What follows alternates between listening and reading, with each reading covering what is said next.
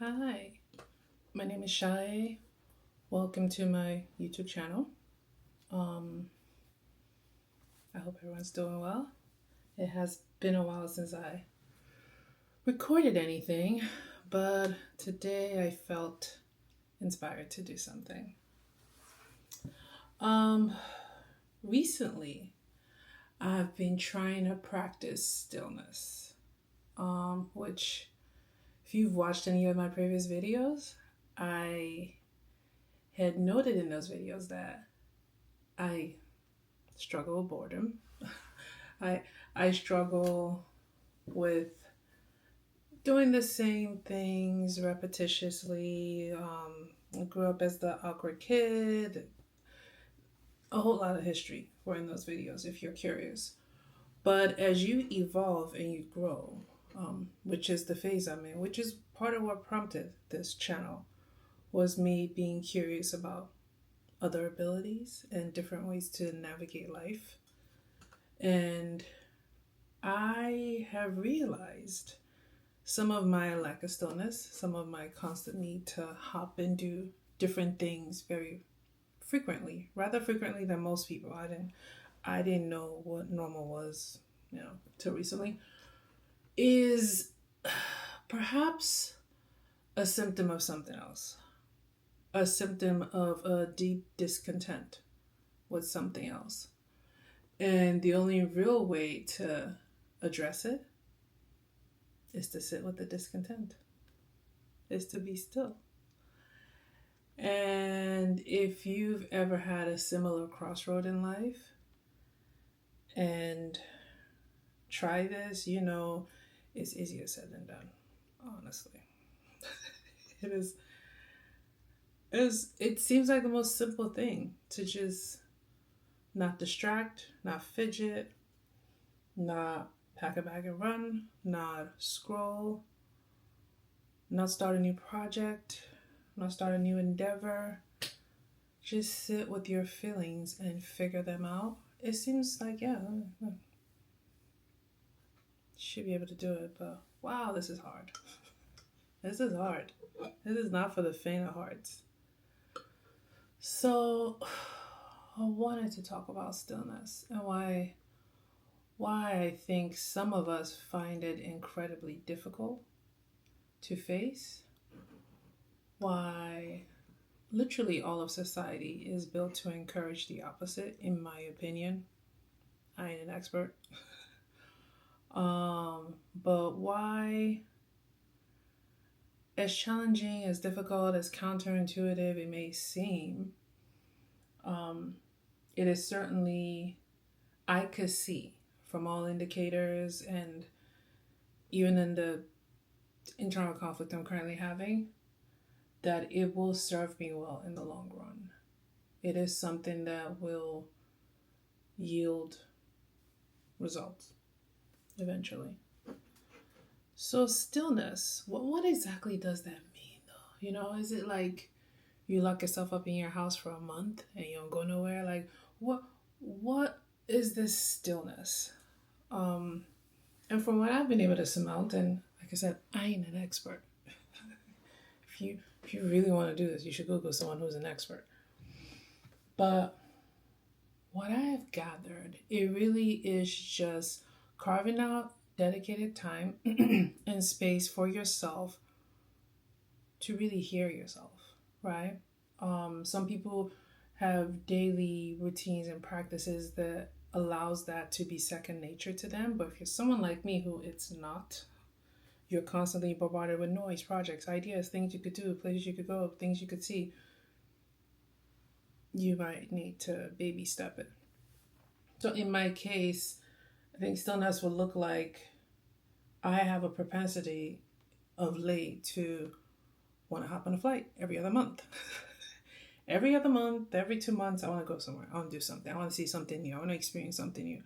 Which is not, again, necessarily a bad thing if your why is not running away from something else.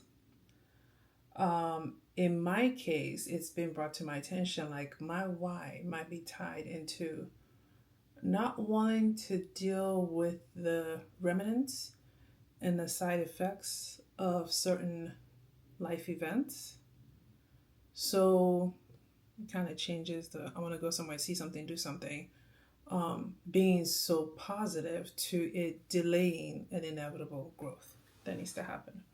So in my case, stillness will be minimizing the amount of travel.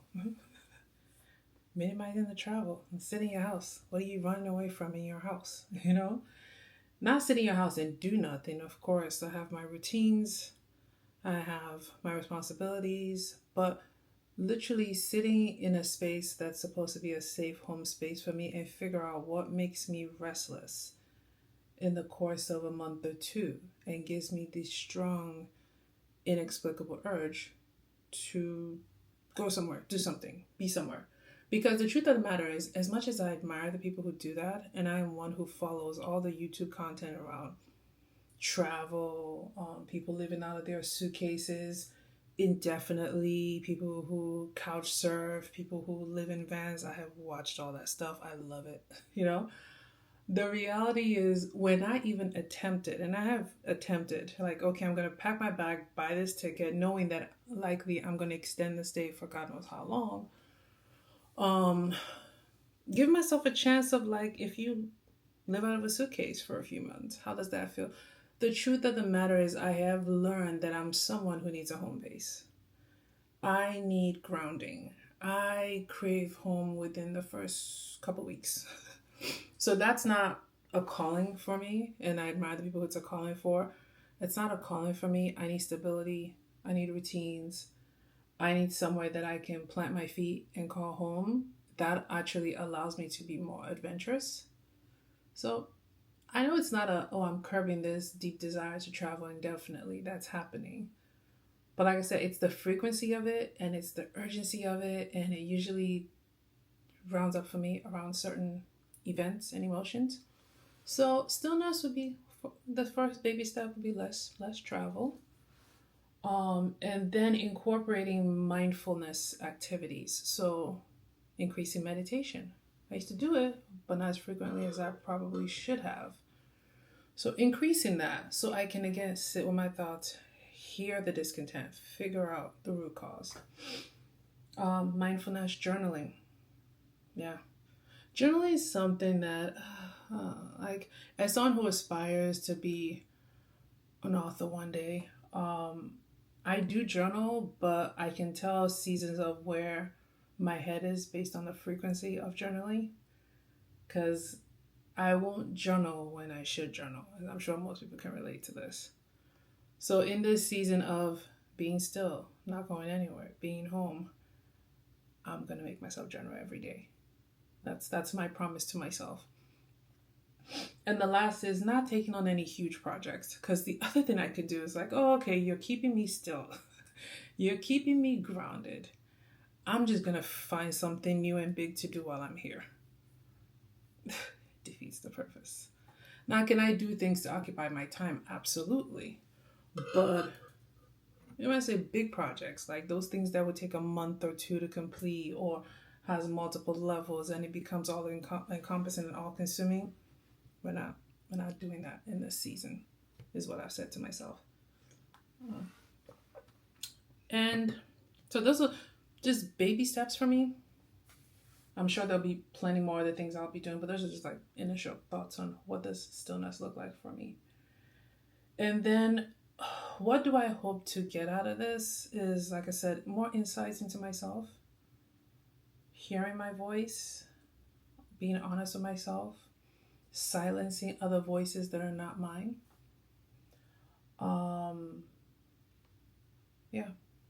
And giving me that runway to evolve into the next version of myself that I desire to evolve into.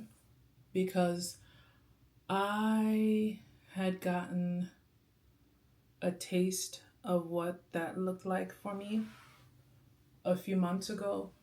And since then, I have been going through a very challenging road, if anyone's ever gone through this, where you're transitioning and you're evolving and kind of reinventing yourself. Of battling with wanting to return to what I'm used to. I've said that in multiple videos.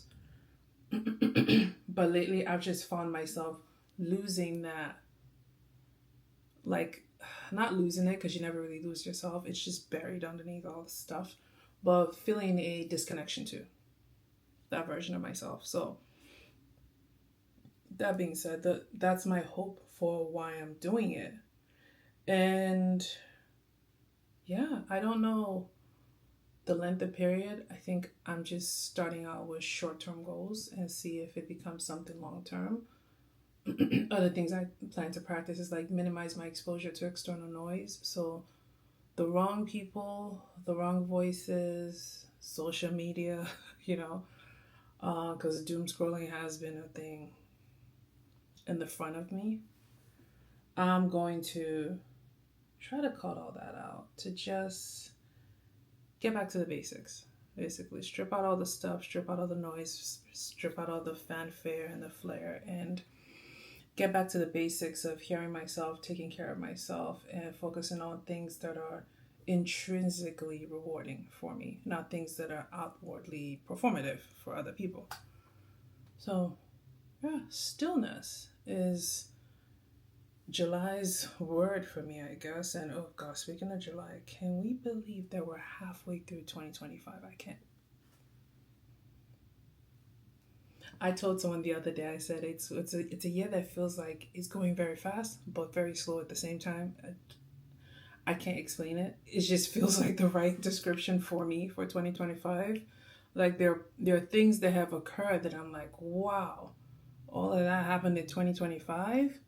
But then there are also things that have occurred and I'm like, we're still in 2025. So it's just, it's one of those years. It's just, but we're getting through it. We're getting through it, you know, and I'm sure when we all get to the end of this year, we'll have our version of the conclusion of 2025. What that looks like. Yeah, not a whole lot else to say. Stillness. I am going to be doing a few series of videos in the next week or so because I'm not catching up on things I had in the bank, ideas that I had. So I'm just going to start kicking them out. I hope you are all, again, enjoying the summer, going outside, touching grass, getting some sun on your skin, getting some laugh with your friends, you know, all the healthy things to help you get through it all. And yeah, we'll see you when next I'm inspired and we'll talk. All right. Bye.